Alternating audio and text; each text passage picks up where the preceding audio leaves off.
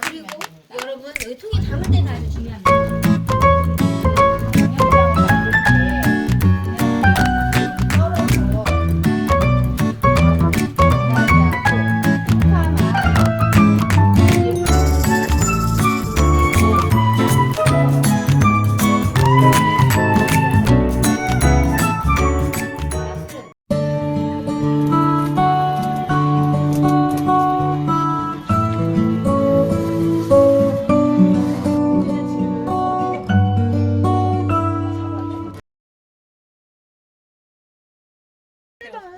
얼굴 안 보이는데.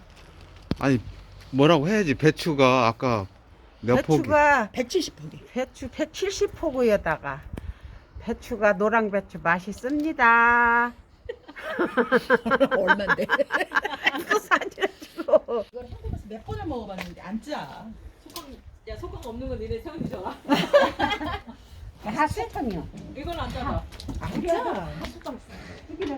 야채 갈기는 왜 이렇게 다 갈아가지고 양념장을 만들어요? 김치를 버물서 그거 바르면 사방에 둥그러 있고 먹지도 않은 게 버려야 하니까 갈아서 넣으면 더 좋다. 깔끔하다. 여기서 둥그러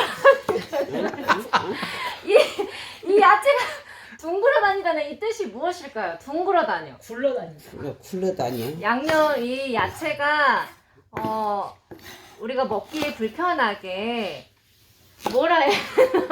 돌아다닌다.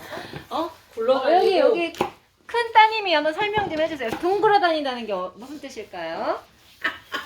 야채 양념 소가 너무 많으면 네, 이 양념이 굴러다니고 네. 찌꺼분하고 찌꺼분하다.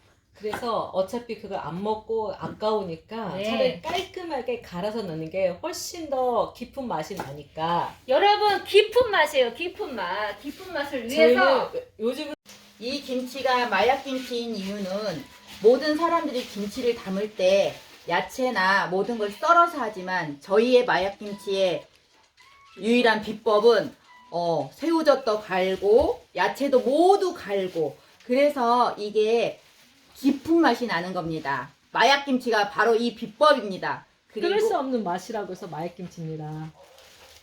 한번 맛보면 너무 맛있어서 끊을 수 없는 계속 찾고 먹고 싶고 다른 김치 생각이 안 나는 그런 마약김치입니다. 저희 이 김장김치의 유일한